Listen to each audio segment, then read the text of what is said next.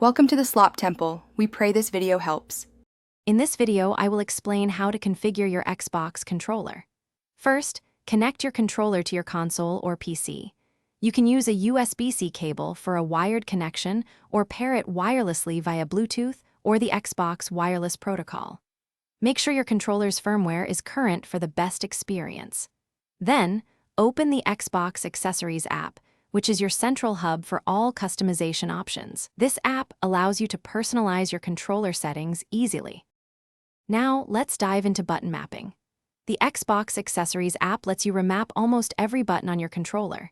You can assign any button to a different input, tailoring it perfectly to your play style.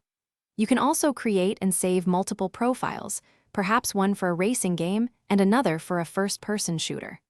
Plus, the Shift feature allows you to assign secondary functions, effectively doubling your available button actions.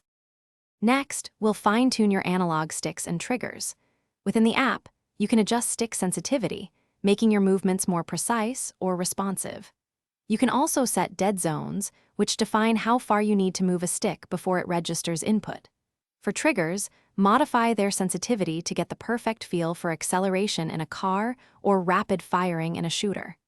Don't forget to customize vibration feedback for an even more immersive experience. Finally, let's explore some advanced features and how to save your work.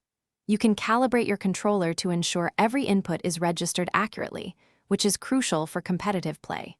Always test your new settings within the app's built-in testing area before jumping into a game. Once you're satisfied, save your personalized profiles directly to your controller. This means your custom settings travel with you, even when connecting to a different console or PC. Thanks for watching. Consider subscribing if we helped you.